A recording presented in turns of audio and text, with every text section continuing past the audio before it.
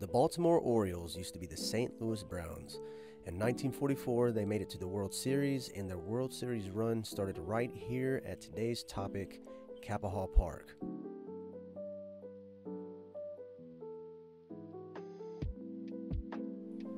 What do you remember most about Capaha Park as a kid? Do you remember the sound of the Broadway traffic coming through? The sound of the fountain hitting the water? The sound of other kids laughing? What I remember most is on a hot, sunny summer day, feeding the geese, playing at the pond, playing on the train, and watching baseball. But before all of that, what was there? Here's the park probably like you've never seen it. This was the first pool in the region. It was a simple oval-shaped body of water, and in the background you can see a horse track.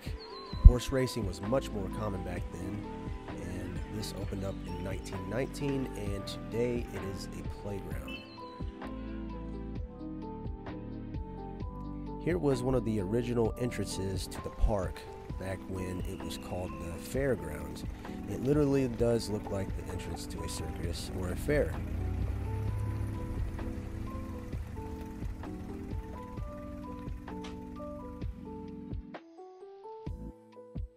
This photo shows Floral Hall, a large building next to the pond.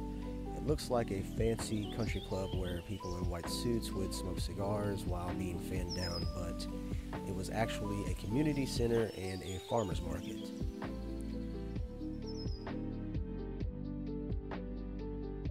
A closer look at the same building, this was a postcard sold at a local bookstore at the time. You can see the handwriting at the bottom. The floral house would stand until 1937 when it was consumed by a fire.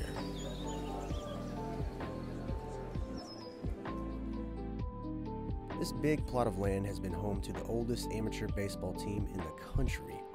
The Capaha baseball team has been playing here since 1894, before the SEMO District Fair used it and before the city officially made it a park. It was in the year 1900 when the Cape Girardeau Fair and Park Association purchased this land of 40 acres. It was first named the Fairgrounds due to the SEMO District Fair occupying the space when it was in town. The association built a horse track, pond, and a clubhouse named Floral Hall. It was a community center similar to the Show Me Center today that was also used as a farmer's market. The SEMO District Fair would settle up here until 1929. In 1919, the Civic Improvement Association and Home Guard rallied up $3,500 to have the first pool in the region built. It was this oval-shaped pool you see in this photo here. This was used until the 50s when it was replaced by the Capaha Park pool, which is also no longer there. In 1937, there was a massive flood that forced refugees into the clubhouse, and on that night, it apparently caught on fire. A fire that only took 30 minutes to destroy the entire building. While primarily being used for the Capaha baseball team, the baseball field was used by the St. Louis Browns, now the Baltimore Orioles, for spring training from 1943 to 1945. This was due to travel restrictions during World War II. The arena building was filled with dirt so the team could practice indoors, and the only time the team would go to the World Series as the St. Louis Browns was in 1944, meaning Cape Girardeau was a part of the World Series run.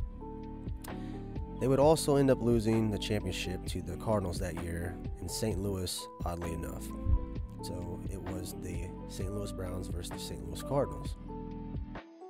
Side note, Baseball Hall of Famer Dizzy Dean umpired a game here in Cape Girardeau during spring training.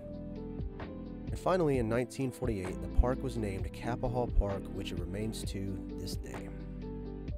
So in conclusion, the Capaha baseball team played in this area at 1894.